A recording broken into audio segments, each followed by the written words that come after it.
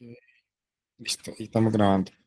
Ok, bueno, buenas noches a todos. Como decía, vamos a continuar. Estamos en la página 296 del libro. Estamos por empezar, por terminar el capítulo 26 y vamos a empezar hoy el capítulo 27.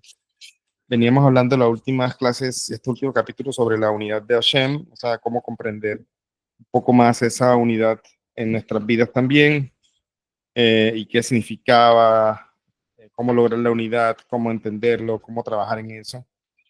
Y al final tenemos, al final de este capítulo tenemos un título que dice así: ¿cómo podemos unirnos con Dios en nuestra generación? O sea, es como dice la conclusión que hemos estado hablando como decíamos, de la unidad, comprender qué es la unidad, más allá de saber que Hashem es uno, es también entender ciertas cosas de lo que podemos entender de cómo Él maneja el mundo. Y ahora, al final del capítulo, es cómo logramos esa unión, cómo logramos, digamos, nosotros conectarnos con el Creador a ese nivel, también de comprensión, de emuná, todo esto, ¿no? Y acá dice lo siguiente, dice: la historia misma es testimonio de la búsqueda de unidad del hombre con la explosión del conocimiento en los últimos siglos y la proliferación de tecnología que ha seguido. Nos hemos familiarizado más y más con el funcionamiento interior de nuestro mundo material. En realidad, el mundo se ha hecho tan pequeño que ahora lo llamamos la aldea global. La ciencia nos ha permitido empezar a comprender la unidad interna de las leyes de la naturaleza, y la tecnología nos ha permitido crear una unidad entre hombre y hombre a lo largo de todo el planeta. Y aún así nos afecta la desunión interior. Los matrimonios fracasan, seguimos tratándonos con crueldad, no siempre nos preocupamos por los necesitados. Esto es por la dicotomía que sigue existiendo entre nosotros y Dios, porque no hemos llegado a sentirnos en paz con nuestro Creador y con los ideales y valores tan más altos que esa relación demanda, porque no nos hemos concertado totalmente con la máxima unidad subyacente a todo, que es Hashem. Hace no mucho tiempo era aceptado como un hecho científico que el mundo era controlado por centenares de fuerzas y elementos independientes. Pero con el avance de la ciencia se determinó que el átomo era el principal bloque de construcción de toda la materia, y que la materia y la energía eran en realidad la misma sustancia, solo que en diferentes formas. Del mismo modo, quitando las sucesivas eh, capas del continente de nuestro mundo físico, podemos empezar a atisbar una unidad interior, o sea, la luz y el continente se revelan lentamente como uno y lo mismo.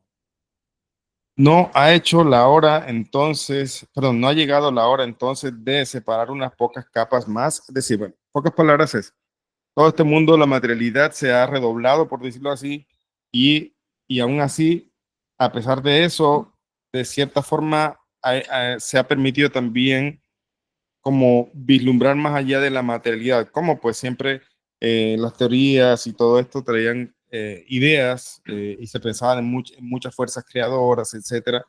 Incluso científicamente se pensaba en diferentes fuerzas también, pero todo ha llegado al átomo. Entonces, la materialidad se ha redoblado, o sea, la materialidad de este mundo, pero al mismo tiempo también la ciencia y otras cosas, otros descubrimientos han permitido que se pueda vislumbrar un poco más allá de esa materialidad. Entonces, el reto es precisamente en que nosotros empecemos a quitar esas capas, para poder vislumbrar lo que hay más allá de eso material que nosotros estamos observando, o que podemos, o lo que vivimos.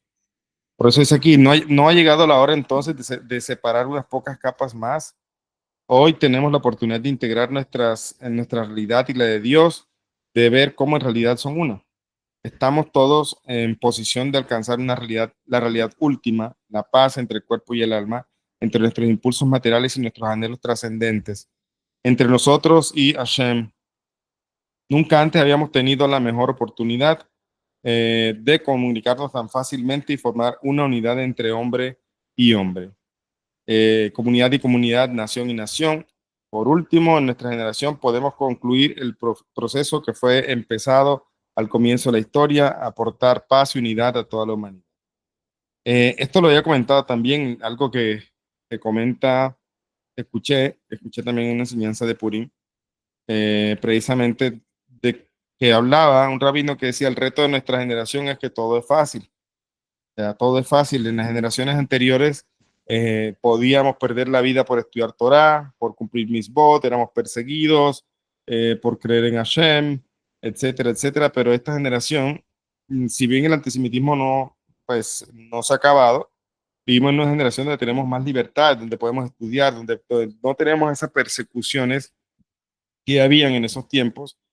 Y el reto precisamente de esta generación es que todo es más fácil. O sea, incluso pensemos hace algunos años atrás, no muchos años en verdad, eh, hablar de conseguir material de estudio sobre las 7 leyes era un reto. O sea, no había casi nada públicamente que se hablara sobre esto.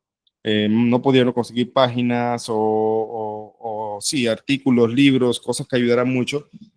Y hoy precisamente se ha abierto toda esta puerta, no solamente dentro de lo que tiene que ver con las 7 leyes, sino también que incluso la pandemia potenció más el tema de las clases virtuales por parte también del pueblo judío para otros judíos. Entonces, se ha hecho más fácil hoy día estudiar y el reto precisamente es que dentro de toda la materialidad que existimos y vivimos, podemos entonces tratar de quitar mirar un poco más allá, quitar estas capas de materialidad y nunca habíamos tenido una oportunidad como la hay hoy día, precisamente con todo el conocimiento. Estamos en la era de la información, del conocimiento y también de la desinformación, precisamente porque hay tanta información.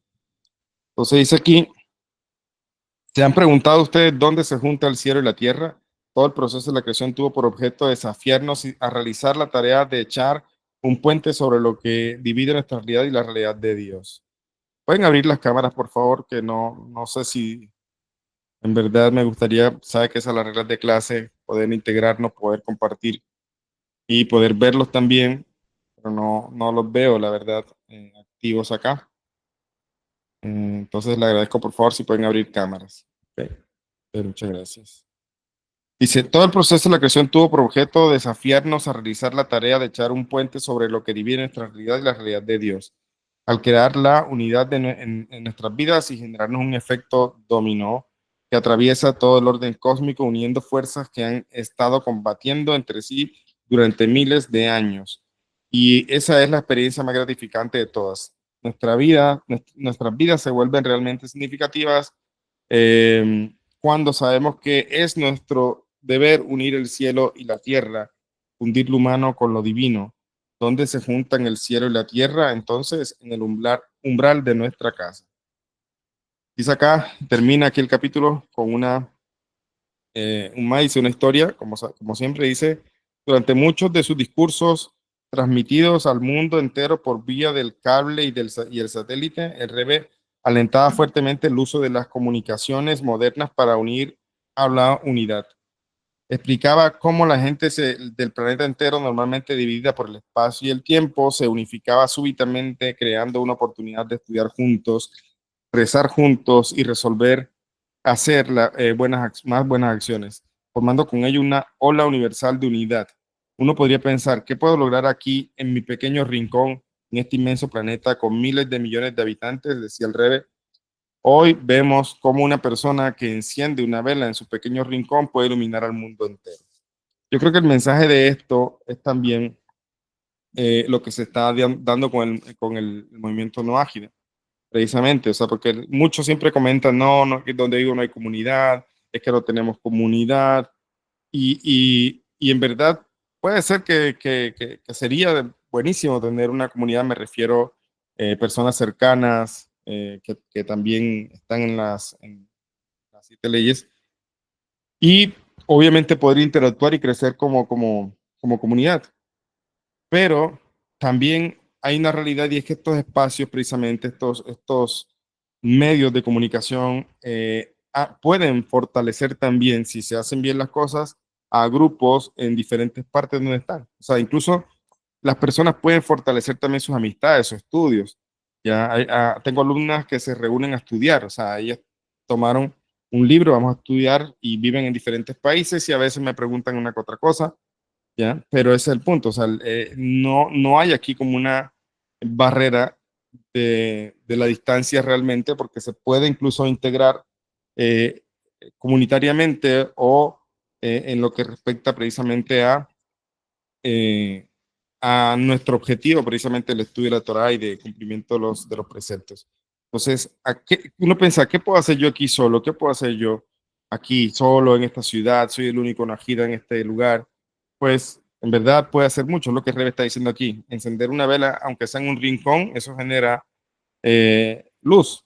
Por eso dice, ¿qué puedo lograr aquí? Podría pensar una persona, ¿qué puedo lograr aquí en mi pequeño rincón y en este inmenso planeta con miles de millones de habitantes? Dice, hoy vemos cómo una persona que enciende una vela en su pequeño rincón puede iluminar al mundo. Entonces, no hay razón por qué sentirse de pronto mal o pensando que no pueden vivir una vida nojida o no lo pueden hacer como deberían porque estaban solos, etcétera. No, en verdad, ese es el reto precisamente de ser luz allí en ese lugar y poder entonces tal vez forjar algo en ese lugar. Para algo está allí. Hashem lo puso allí para alguna situación, precisamente para alguna misión, y eso es importante que la persona lo sepa y no que se decepcione y de pronto no se esfuerce precisamente pensando en que, ¿qué puedo hacer yo solo aquí? Yo no puedo hacer mucho. Ok, eso es como el mensaje final de cómo lograr la unidad. En pocas palabras, es esforzándonos y nunca pensar que, que lo que yo haga no es mucho, que tal vez no ayude mucho, tal vez aquí solo no voy a hacer algo, tal vez necesito mudarme a una comunidad, pero no tengo manera, entonces se decepcionan, etcétera. No, o sea, siempre entender que aún en ese pequeño rincón se puede generar luz y se puede una persona tratar de conectar, de unir más a la unidad, a Hashem, precisamente más allá de todas esas capas que le está mostrando que aparentemente no puede. ¿Ok? Listo, ahí terminamos el capítulo 26 y pasamos al capítulo 27 que dice filosofía y sentido práctico. Entonces aquí el libro, obviamente ya estamos en la parte final del libro y estamos ya eh, concluyendo y también va aquí llevando un poco a la práctica ciertas cosas que hemos hablado. Por ejemplo, aquí dice saber y hacer. No solamente saber, sino hacer, llevarlo a la práctica. Y hay dos frases acá, dos reflexiones. Una dice, así como a la persona sabia se le distingue por su conocimiento, así también se le debe distinguir por sus acciones, comportamiento y conducta. Eso dice el Rambam en Leyes de Conocimiento 5.1. Y dice el Rebe, cuando quitamos todas las capas y llegamos al hueso de la esencia, podemos aplicar el concepto más sublime a la vida práctica. Okay. Luego viene una historia pequeña también que dice, cada charla que daba el Rebe, ya fuera una discusión de la cuestión espiritual más profunda o un análisis de hechos de actualidad, terminaba con la pregunta, pues bien, ¿cuál es la conclusión práctica de esa discusión? Y esa es una de las cosas que Hasidut siempre se preocupa. Leemos la parashá, sí, pero si ustedes ven los comentarios de Hasidut, siempre va en una enseñanza práctica para la vida, no solamente hablar del Midrash y Moshe dijo esto y pasó tal cosa y el Talmud dice tal cosa, o sea, no lleva al final a una conclusión práctica, es decir, bueno, ¿cuál es la conclusión? ¿Cómo me sirve esto para mi vida? Entonces acá, el Rebe, después de que precisamente terminaba una discusión de una cuestión espiritual, preguntaba, pues bien, ¿cuál es la conclusión práctica de esta discusión? Y pasaba a explicar las aplicaciones concretas de su charla. ¿Qué valor tiene todo el discurso teórico si no puede ser aplicado a la vida real? Solía decir. Entonces, ese es el punto, uno de los puntos de conclusión del libro. O sea, todo lo que hemos estudiado durante este tiempo, que ha sido bastante largo, de este libro, tenemos bastantes videos, bastantes cosas que repasar y muchas cosas, la verdad, muy buenas, interesantes. Ok, ahora casi que estamos concluyendo. La pregunta es, ¿y qué? ¿Para qué sirve esto? O sea, ¿para qué nos sirve en la vida práctica? Y dice un título aquí, ¿por qué pensamos una cosa y hacemos otra? Vivimos en un mundo donde hay un gran golfo entre lo que la gente piensa y lo que hace. Constantemente vemos que la conducta de la gente no refleja sus creencias, o al menos lo que dicen creer. Con frecuencia los padres alientan a sus hijos a seguir una serie determinada de reglas, aun cuando los mismos padres no las sigan. Esa segregación de conocimiento y acción es inaceptable y falsa. Un modo de vida significa un modo, no dos. Alguien cuyos hechos no reflejen sus pensamientos está yendo en dos direcciones a la vez. Para vivir una vida plena de sentido, debemos aprender a dirigir nuestros pensamientos, palabras y acciones hacia un mismo fin. O sea, no podemos estar hablando y no actuando de acuerdo a eso. Y como sabemos, siempre puede que haya el error. Está la teshuva, pero precisamente el esfuerzo de de tratar de mantenerse en esa misma dirección. La Torá enseña a la humanidad cómo llevar una vida con sentido. Es una vida que requiere armonía entre el conocimiento y el comportamiento, en la cual cada hecho, desde más sublime hasta el más mundano, está imbuido en el sentido de la finalidad. ¿Por qué pedimos coherencia a todo lo que nos rodea y toleramos la incoherencia en nuestra propia conducta? Quizás no somos tan honestos cuando se trata de nosotros mismos, o quizás es porque simplemente encontramos más fácil hacer lo que nos place sin considerar las consecuencias. Pero debemos preguntarnos, ¿cómo puedo esperar encontrar paz si mi vida está dividida entre lo que creo y lo que hago? Esto es importante, o sea, la lucha está. A veces uno cae, ok, a veces uno se siente que hizo algo que no estaba bien, ok, o sea, es digamos que aquí lo importante es que la persona logra sentir remordimiento, ¿ya? Eso es importantísimo, porque llegar a un punto donde no se está sintiendo ya remordimiento por lo que se hace es una muestra precisamente de cuán bajo está cayendo la persona, ¿ya? Y por eso, cuando una persona se pregunta estas cosas, es porque precisamente tiene una intención buena de salir de allí, tiene una intención buena de corregir, de luchar por las cosas. Yo conté hace mucho tiempo la historia que compartí con mi rabino una vez que yo no me sentía que estaban unos días en que yo simplemente repetía las palabras del Sidur, pero como que no lograba concentrarme, como que no lograba sentir algo más de eso. Entonces, con mucha pena, lo pensé muchísimo, me dirigí donde él y le dije, rabino, no sé cómo, pero me da pena, pero no sé, siento que estoy diciendo palabras muy repetitivas, sino como que me conecto. Y, y él me hizo ver un lado contrario a mi pregunta. Me dijo, wow, Asher, qué bonito. Me dijo, si te preocupas por eso, demuestra precisamente cómo quieres conectarte y cómo quieres mejorar tu tefilá. Entonces, eso es básicamente lo mismo que pasa acá. Si una persona en sus luchas, en sus peleas personales, en sus decepciones, a veces, lo que sea, no tiene ningún tipo de reflexión, no tiene ningún tipo de, digamos, de lucha al decir, ok, ¿cómo hago entonces para mejorar esto? Sería triste. Pero precisamente nos debo preguntar, ¿cómo puedo esperar encontrar paz si mi vida está dividida entre lo que creo y lo que hago? Es decir, puede ser que una persona encuentra incoherencia entre lo que sabe y cómo se comporta, ok, pero el hecho de encontrar esa incoherencia, el hecho de encontrar que algo está mal, eso ya es una muestra de bien y de que desea precisamente trabajar y apegarse al camino correcto. Cuando nos vemos con un individuo autocontenido sin un propósito claro en la vida, podemos ser controlados por ideas y deseos en conflicto. Si viéramos la vida a través de los ojos de su creador, en cambio veríamos el pensamiento y la acción como lo que son en realidad, dos lados de la misma moneda, de la misma realidad. Así como un libro es la combinación de ideas y las palabras usadas para expresar estas ideas, nuestras vidas son la combinación de nuestros pensamientos y nuestras acciones. Cuando introducimos a Hashem en nuestras vidas, reconocemos esta unidad, reconocemos que el conocimiento nos enseña a comportarnos y que nuestro comportamiento es el modo en el que actualizamos nuestro conocimiento. De modo que para que una persona sea completa y correcta, debe dominar tanto el conocimiento como la acción. Entonces, ¿es importantísimo el conocimiento? Sí, claro, pero es importante llevar a la acción. Pero ¿cuál de los dos es más importante? En un caso, los sabios dicen que el saber es más grande porque el estudio lleva a la acción. No obstante, también escriben que lo esencial no es el estudio, sino hacer, ¿ya?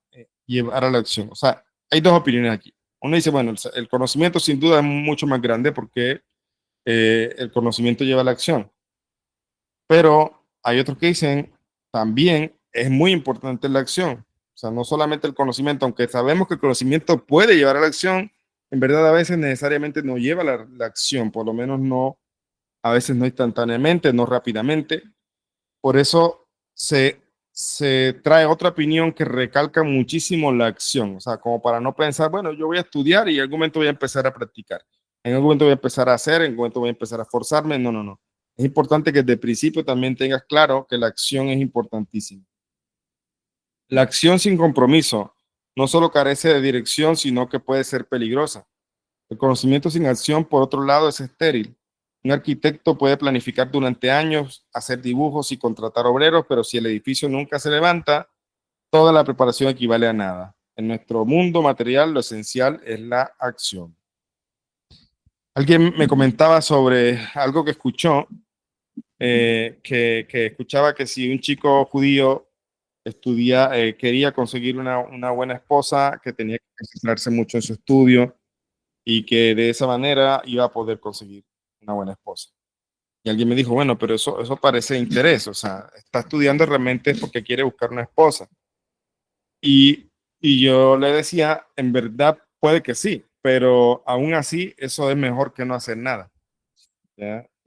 Por ejemplo, el Rambam habla mucho también sobre el tema de hacer los mitzvot lo lishma, o sea, Hasidut enseña de que uno debería hacer todos los preceptos, no solamente los preceptos, todas nuestras acciones deben ser lishma, es decir, en aras del cielo, en aras de nuestro apego al Creador.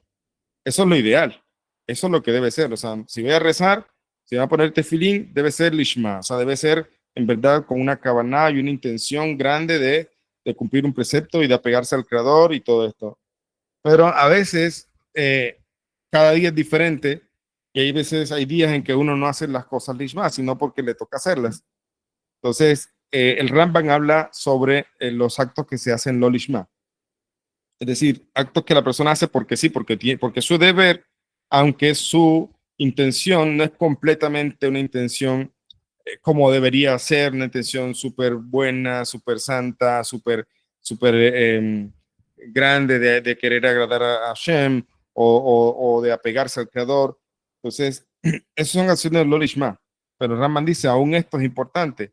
Esto es pero caso contrario no, también dice el Tania. Por ejemplo, una persona puede pensar y hacer cábanos tremendas en ponerse el tefilín y nunca se lo pone. Eso no sirve de nada. Aunque hizo las cábanos de los grandes cabalistas, o sea, todas esas meditaciones grandes en lo que significa el tefilín y los secretos del tefilín y todo eso, y la persona hizo tremendas meditaciones en eso, pero no se puso tefilín, dice el Tania, no sirvió de nada. ¿Ya? No sirvió de nada.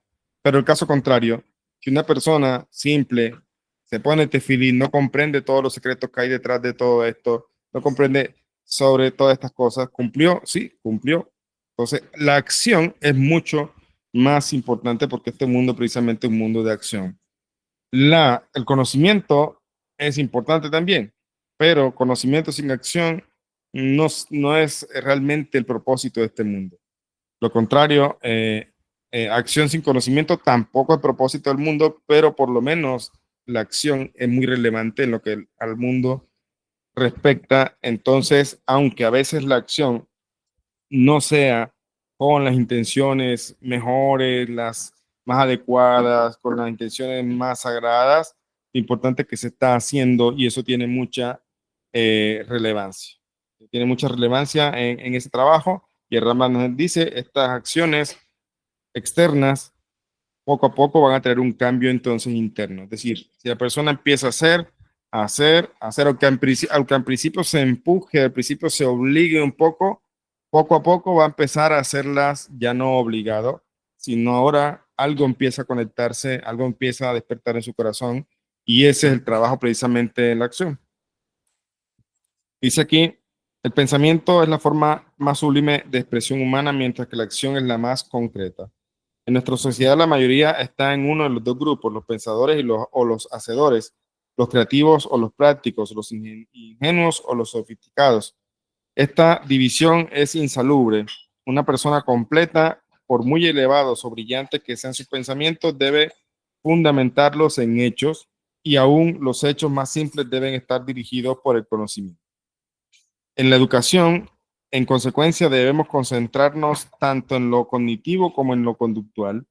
Un alumno debe aprender un sistema de valores racional que influya sobre su conducta, pero también debe aprender cierta disciplina de conducta, así como los soldados se los disciplina para que reaccionen instintivamente en situaciones amenazantes. El lado cognitivo también le permite a un alumno mostrarse escéptico respecto a la información que le está impartiendo, desafiarla antes de absorberla e integrarla en su conducta. Como no puede esperarse que los niños disciernan la buena conducta de la mala por sí mismos, debe enseñárseles una conducta apropiada para que se les vuelva una segunda naturaleza. No existe la educación neutra. Un niño asume buenos hábitos o malos hábitos. Una vez que su capacidad cognitiva se desarrolla, se le puede enseñar la racionalidad detrás del sistema de valores que aprendió. Ya lo hemos hablado también en muchas partes, cuando hablamos de lo que hace de los niños, también hablamos sobre eso. ¿Okay? Pero el punto que puedo resaltar de este último párrafo que leímos es el tema de la autodisciplina, que también lo mencionábamos ayer en la clase que tuvimos anatomía del alma, cuando estábamos hablando del ayuno y mencionamos el ayuno intermitente, de que también es una manera de disciplinarse, porque uno empieza eh, pocas horas, me comentaba alguien que hace el ayuno intermitente y después va agregando más horas y así. Entonces, ¿cuál es el punto?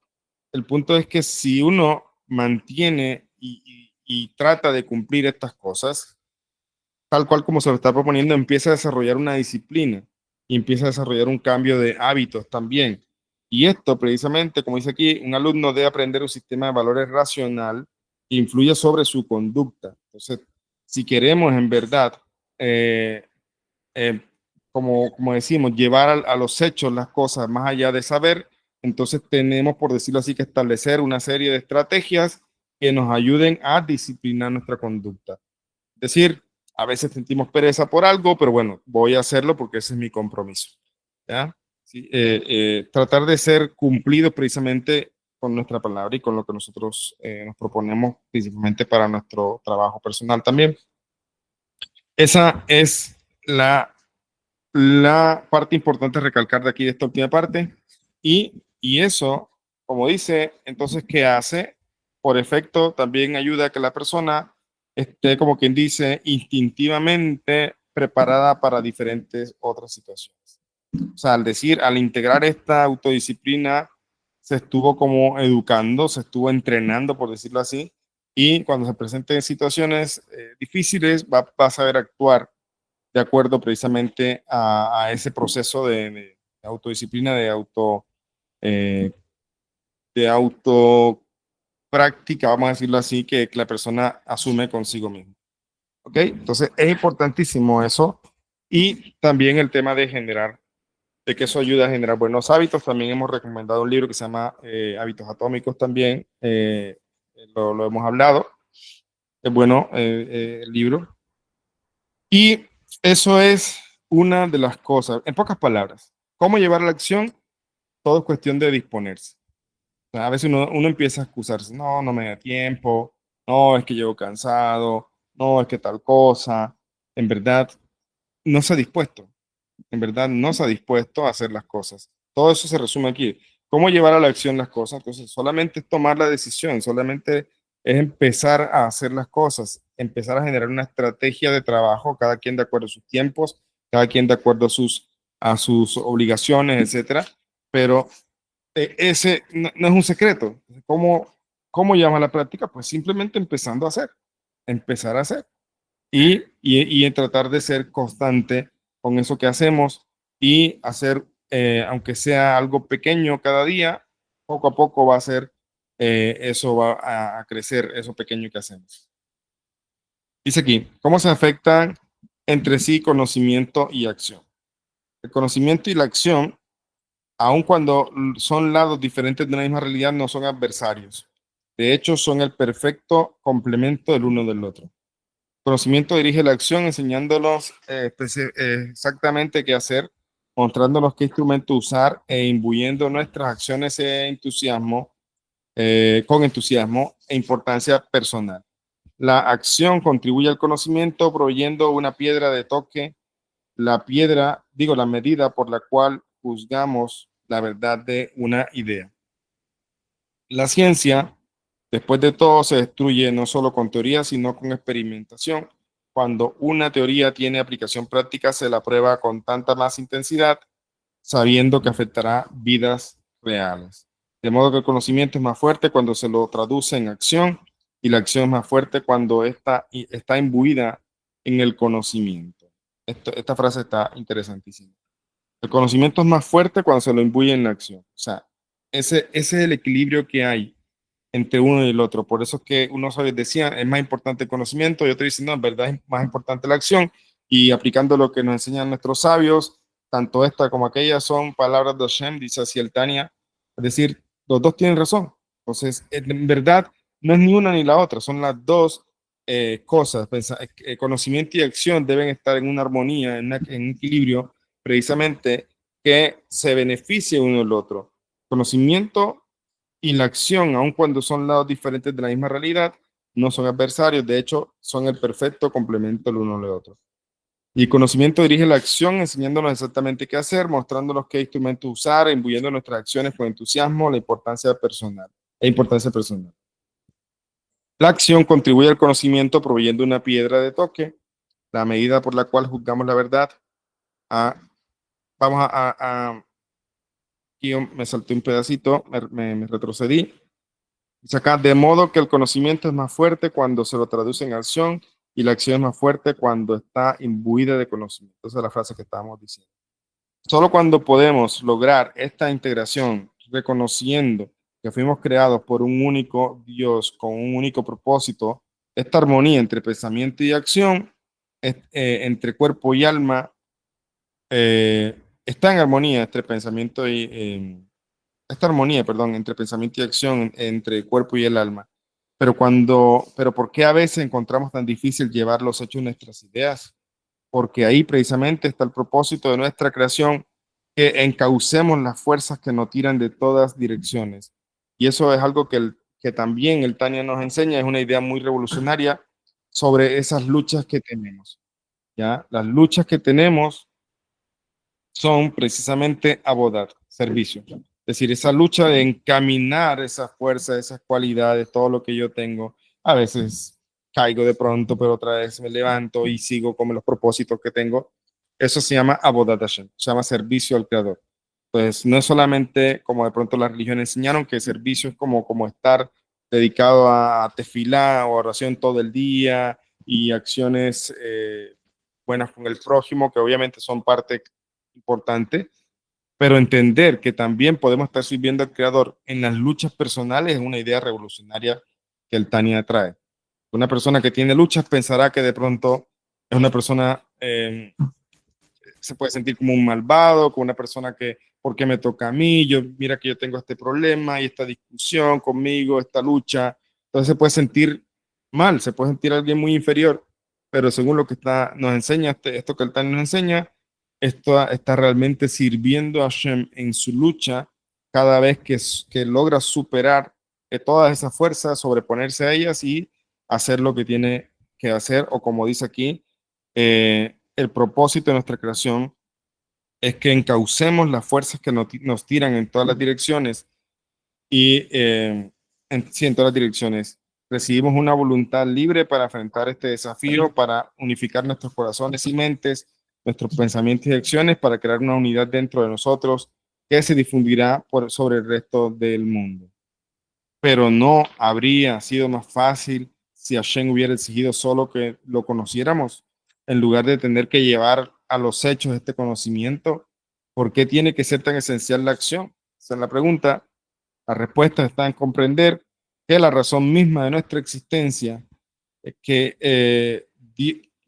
respuesta está en comprender la razón misma de nuestra existencia. Dios deseó tener una morada en los mundos inferiores, el motivo por el que puede haber una dicotomía entre pensamiento y acción humanos es que Hashem creó una dicotomía en el orden cósmico de la expresión divina, entre lo espiritual y lo material, mientras que la sabiduría y dimensiones sublimes de Hashem predominan en los campos espirituales. La esencia de Hashem se expresa en este mundo inferior, el mundo de la acción. El mundo material es el último giro del complejo círculo cósmico de Hashem, la última sección que debe completarse para lograr la verdadera unidad. y en razón de que este mundo es la porción más tangible y finita de su creación, la esencia divina se expresa en términos tangibles y finitos, y esto es la acción humana. La acción es la propiedad exclusiva del mundo material y del cuerpo físico. Si nos limitáramos a estudiar y acumular conocimiento sin implementarlo, nunca concretaríamos la intención de nuestra existencia. Los pensamientos más brillantes y las intenciones más virtuosas no pueden por sí mismos realizar un solo acto de caridad, no pueden alcanzar a otra persona con amor, no pueden cambiar este mundo. Ya para terminar, dice aquí, para fundir pensamiento y acción de un modo genuinamente profundo y duradero, debe haber algún grado de regularidad. Escuchen, para fundir pensamiento y acción de un modo genuinamente profundo y duradero, debe haber un grado de regularidad. O sea, regularidad, obviamente algo que se repite, algo que genera un hábito.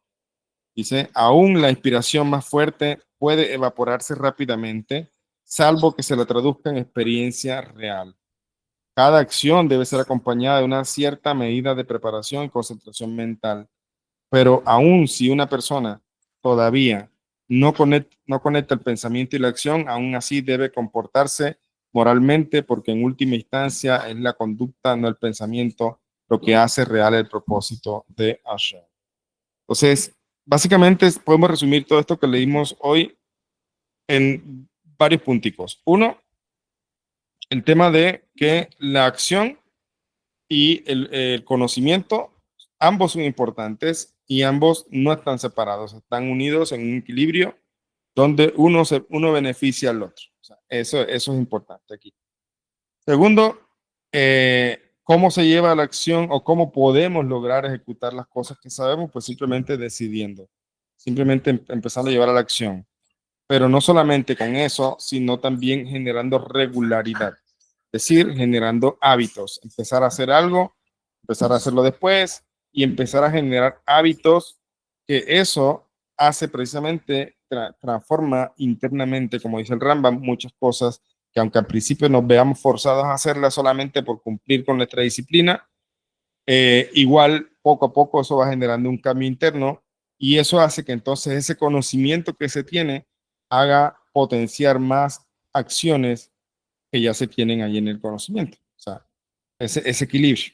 Entonces, las acciones, la regularidad, la disciplina, la autodisciplina generan entonces un estímulo al conocimiento interior, un estímulo también a nuestra alma y eso genera por resultado también entonces un aumento cada vez más en las acciones que son correctas y las acciones que deben servirnos para lo que es conducir todas las fuerzas que nos jalan en este mundo, llevarlas en una sola dirección, que es la Avodat Hashem.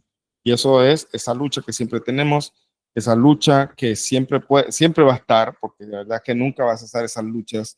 De hecho, el Tani también enseña que puede ser que una persona fue enviada a este mundo solamente para luchar con tal o cual cualidad. Es decir, puede ser que esa lucha nunca va a cesar, pero el hecho de que él se sobreponga es exactamente lo que estamos hablando de haber generado esa disciplina, de haber generado esa fuerza, de que también se llama servicio a Hashem, y de esa manera entonces podemos entender cómo deberíamos tratar de llevar las cosas a la práctica.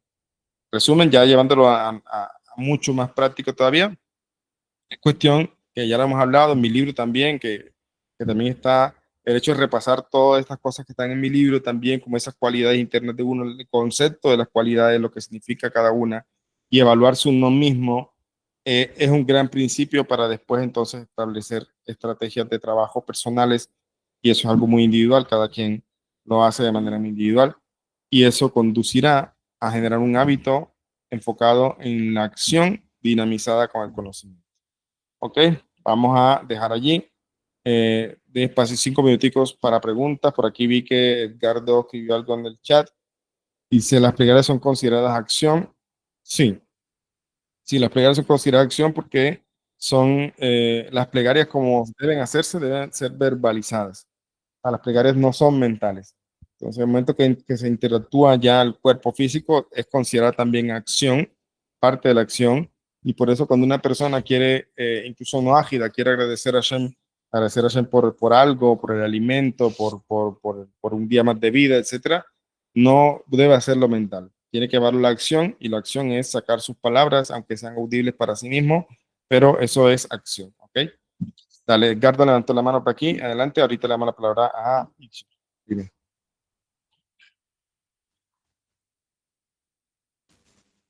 Adelante, Edgardo.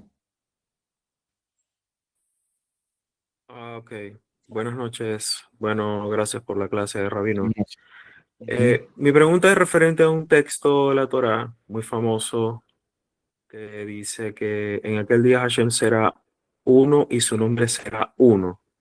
ujú, Quisiera saber si ese texto está conectado con la clase que acabamos de ver, ujú, con referente a a la unidad.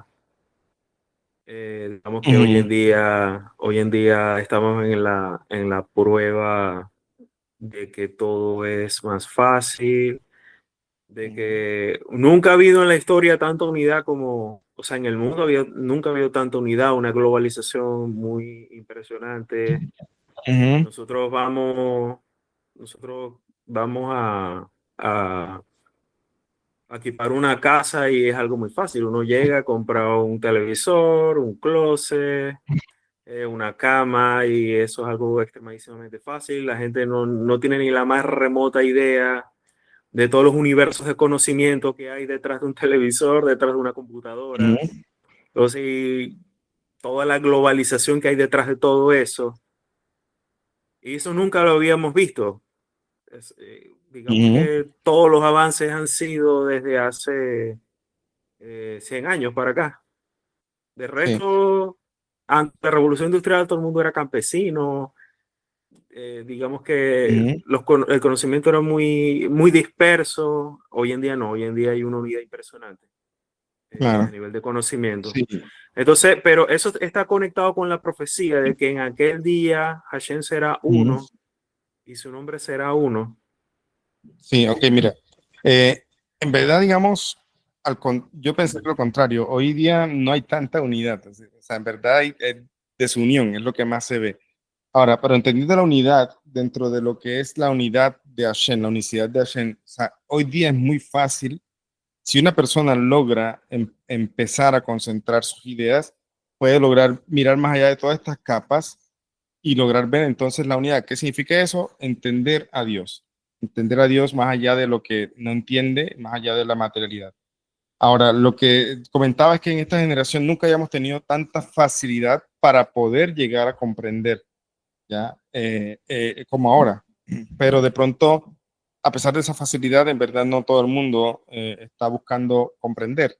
De hecho, muchos, incluso los que están en religiones, han dejado o sea, incluso religiones y todo el tema se han puesto como más cualquier otro tipo de cosa, pero no enfocado en un pensamiento de Dios.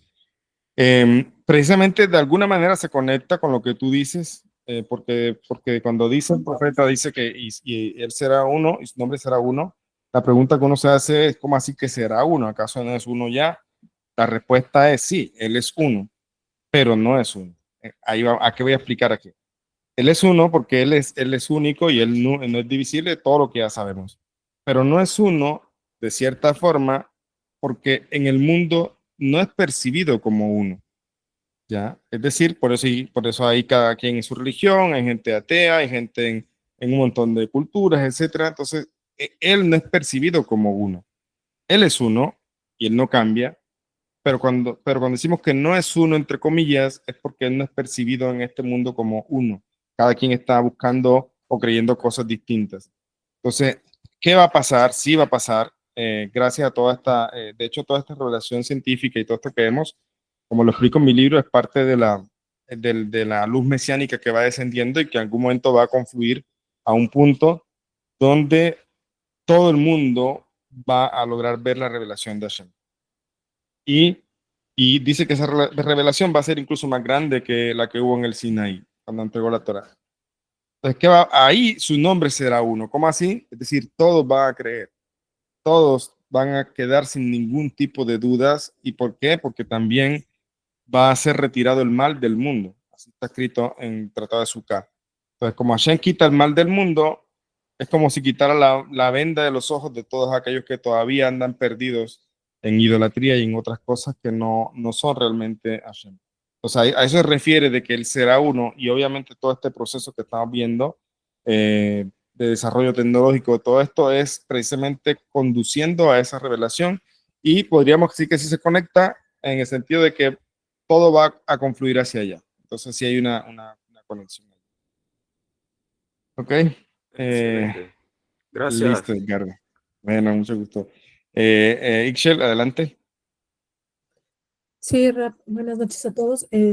Con respecto al capítulo anterior, me surge, bueno, ya tenía tiempo que estábamos con una duda, este, Ujú, acerca del vivir en comunidad, como se decía en ese capítulo.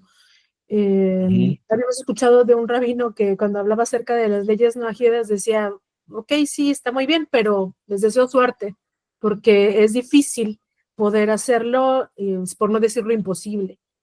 Y hace poco que estábamos tomando las clases con el Rap Tubia, hablaba acerca, una persona le preguntó al Rap que por qué durante tantos años que se han hecho personas no judías que se han acercado a las 7 leyes, por qué el siguiente paso ha sido que sus hijos, en vez de seguir una vida no ágida de excelencia, por así decirlo, se han ido ujú, a la conversión. ¿Por qué no se han quedado en fomentar más vida no ágida?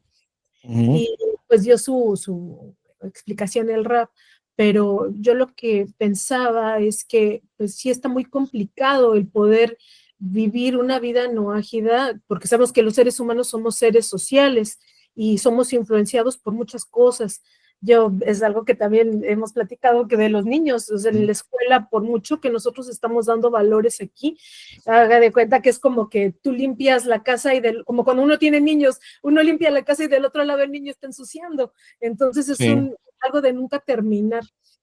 Así es que no es que yo quiera vivir en comunidad, que sea mi enfoque copiar a los judíos, sino mi idea o mi angustia, por así decirlo, es ujú, cómo poderlo lograr, cómo poder hacerlo en una sociedad en la que estamos bombardeados por tantas cosas y realmente poderlo lograr, no porque nos den suerte, sino porque realmente sí se pueda lograr. sí, Y la otra pregunta, bueno, el comentario era acerca de este otro capítulo que me resonó mucho con lo que es la terapia cognitivo-conductual, el que cuando uno tiene la concepción de las cosas, va a actuar en respuesta a, pero muchas veces el ser humano requiere un refuerzo que no sea hacer cosas para llegar a la finalidad, sino como darle para atrás desde la finalidad, ir al inicio, ujú, en vez de comenzar con pensamientos, comenzar con conductas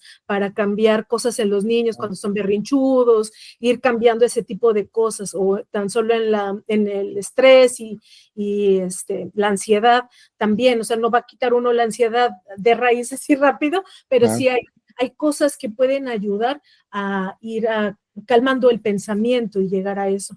Y entonces, hay ujú, un libro que se llama La química del pensamiento, en donde un médico dice que justamente eso que decía ahorita, que el cuerpo produce hormonas en respuesta a, pero no, las produce para lograr algo, pero que también se pueden lograr en respuesta a otra cosa, como darle esa vuelta y poder recuperar algo que está mal. Y él decía que los medicamentos,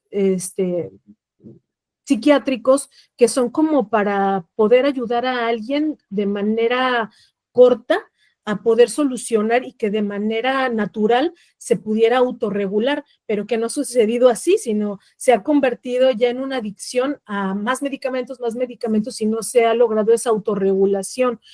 Y decía él que la mejor hormona que hace toda esa autorregulación y salud al cuerpo es la hormona que es la de la felicidad, la de la alegría, ujú, y que con eso pues uno tiene salud. Y aquí también, ¿no? Lo que veíamos, el hacer acciones que nos llevan a esa positividad, nos ayudan a ujú. quitar ese sesgo de negatividad para poder cambiar nuestras acciones, nuestros pensamientos. Claro que sí, claro que sí. De hecho, esos hábitos, o sea, generar esos buenos hábitos generan esos cambios bioquímicos también en el cuerpo, claro que sí. Y de hecho, muchos de los procesos a veces depresivos y todas estas cosas que las personas sufren, a veces tienen que ver con la química, química del cuerpo y eh, sin duda los buenos hábitos y las buenas cosas siempre ayudan a establecer, a mejorar ese tipo de hormonas, vamos a decirlo así. Ahora, con respecto a lo que tú me dices de cómo lograr este tema de pronto de buscar esa cohesión, digamos, en comunidad o algo así. Yo creo que el reto del no ágida es ser luz, ya, es ser luz donde está. O sea, es el reto también de poder iluminar donde está eh, y, y poder, digamos, transmitir esa a los hijos también, como dices tú, a fin de cuentas, están rodeados de ciertas cosas. Nosotros lo que hacemos somos como mentores y enseñamos y damos las bases, pero esperamos que ellos precisamente empiecen a comportarse de una manera adecuada ante todas estas cosas que ven y no que sigan la idea, simplemente imiten y algo así. Ahora, la verdad, ¿cómo se logra? Ahora, si quisiera una persona en verdad unirse o fortalecer o generar algún tipo de comunidad, y aclaro una vez, y lo aclaro muchas veces, que como ya no me refiero a un lugar de rezos, no me refiero a un lugar, me refiero a un vecindario donde existan personas monoteístas, a eso me refiero, no me refiero a comunidad como sinagoga o algo así sino un vecindario donde todos los vecinos, digamos, precisamente son no ágidas y están en la misma idea. Obviamente también van a haber personas que no son monoteístas, etcétera, pero sí genera como una fortaleza el hecho de que están personas cercanas que están en la misma idea y en la misma convicción. Entonces, ¿cómo se hace eso? La verdad, no sé si todo el mundo tiene la fortaleza para hacerlo como lo hace el judío.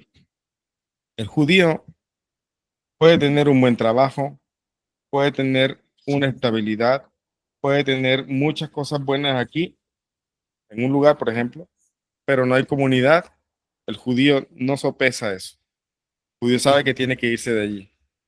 Entonces, no todas las personas tienen esa capacidad. O sea, no nos podemos pensar, bueno, pero aquí estoy bien y tengo todo, tengo casa, tengo buena economía, tengo todo, y quedarse así. No, el judío cuando comprende esto, siempre toma la decisión de trasladarse a un lugar donde hay comunidad y eso le implica precisamente a veces más gastos, eso le implica a veces entonces mayor esfuerzo económico también, eso le implica ciertas incomodidades porque puede ser que va a un lugar un poco más pequeño buscando cierta economía.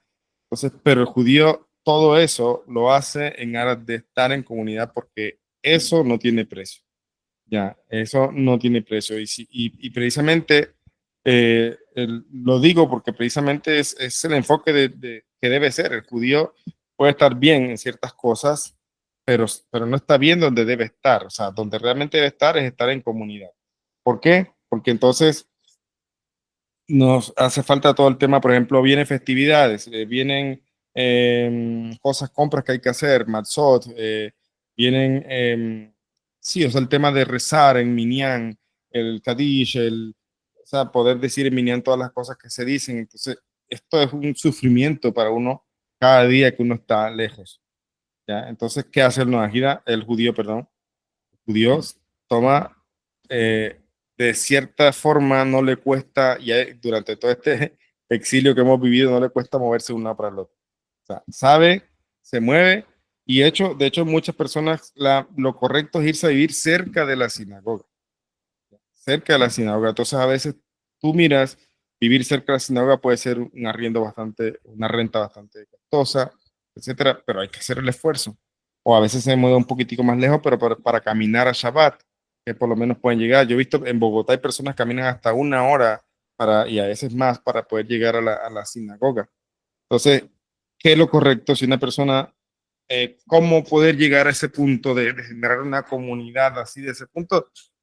Lo acabamos de leer. La cuestión es hacerlo, no es pensarlo tanto, es hacerlo. Entonces, si yo me enteré que yo hasta donde sé no hay como tal comunidades así no ágidas, la mayoría son virtuales que yo sepa, pero si alguien quiere pertenecer a una comunidad, pues trasladarse allá, trasladarse. No, pero es que me toca esto, no, pero es que mi trabajo está aquí, no, pero es que ¿En verdad quieres entonces? ¿Ya? El judío hace eso. El judío hace eso. El judío se traslada y si tema de trabajo, bueno, todo tiene solución. Nadie está diciendo que deje el trabajo, puede pedir un traslado, puede hacer otras cosas. O sea, el tema es que cuando uno quiere, lo va a lograr. Por lo menos empieza a buscar opciones. Hágase de cuenta una persona que quiere comprar un coche, como dicen en México, un carro. Entonces, hasta que la persona en verdad, o sea, una persona puede, hay dos tipos de personas, vamos a decirlo así. Una persona que dice, yo quisiera comprarme un carro, algún día me voy a comprar un carro. Ok, ese es un tipo de persona. Pero hay otro tipo de persona que dice, me quiero comprar un carro, voy a ver cuánto vale. Va, cotiza, dice, bueno, este es el que me gusta, este se ajusta más a mi presupuesto, ¿cómo lo podría pagar? Yo creo que todavía no puedo, voy a esperar 2 años, 3 años que me libere de unas deudas, entonces ya podría pagar. Esa persona está llevando la acción, ¿ves? Entonces, no es solamente anhelar o querer, no, es hacer, es hacer. O sea, aquí es el tema que a veces una acción de esta no es como la acción de corregir una cualidad. Donde quiera que estamos ahí luchando con nuestras cosas, pero saben lo que es moverse con su familia para otro país incluso, ¿ya? Para otro país, y eso lo hacemos los judíos. Yo me fui para Israel también así, ¿ya? Me acuerdo que nos fuimos con 2 maletas solamente, ¿ya? Y afortunadamente, pues siempre hubo, como es la misma de que vienen Olim, o sea, inmigrantes, siempre la gente hace misbod, ayuda y etcétera. Pero eso es un reto, o sea, es empezar y no es fácil y no sé si la gente llegue a ese punto. Para nosotros es crucial y no hay negociaciones. Esto, aquí donde estoy tal cosa, no, entonces tengo que ir para tal lado. ¿Qué entonces hay que hacer? Bueno, voy a ver entonces cómo aumento mi parnasá. Voy a ver entonces si la persona tiene un trabajo, cómo se puede lograr un traslado. O sea, empezar a ser como aquel que va al concesionario a cotizar el carro y no como aquel que desea solamente comprarlo y dice, cuando tengo la plata, algún día voy a ver. No, el que no averigua no se planea, no se agenda. Entonces, ¿cómo se hace? Haciendo. Esa es la respuesta. Pero ¿cómo se hace ese haciendo? Pues obviamente haciendo el paso a paso, informándose bien de las cosas y entonces cuando se da el paso, eh, hacerlo de una manera estable, que no afecte tampoco mucho a la familia. Pero como están las cosas, yo creo que no es necesario que el Noajida tenga que dar ese paso. Ya, yo creo que mejor que se fortalezcan y ojalá, si se puede ir generando, Hashem mismo fortalece o abre el camino para que se genere un ambiente monoteísta donde el lugar donde está la persona o en la misma ciudad hay otras personas y se puede lugar no de país, no de ciudad, sino de lugar de la ciudad, pues mucho mejor. ¿Ya? Entonces podría ser bueno, pero al final de cuentas todo va a depender de cada caso y de cada ciudad y qué tan cerca tienen las personas una comunidad y de qué tan bueno es trasladarse para esa comunidad, porque también hay que evaluar eso. Porque uno dice comunidad, sí, pero muchas de los que, por ejemplo, en México hay una comunidad, pero para mí no está siguiendo bien lo que debe ser la práctica de las leyes no ágidas. Entonces, no es solamente escuchar, acá hay comunidad, me voy. No, no, no. Hay que hacer toda la investigación y muchas veces es mejor quedarse donde está uno que meterse en ciertos lugares que no van a ser realmente benéficos. Entonces, eso te puedo decir. Bueno, les deseo una bonita noche, que tengan excelente descanso. Nos vemos en esta semana y bueno, gracias por las preguntas, muy buenas. Muchísimas gracias, Rabino. Gracias, Rabino. Bueno, chao.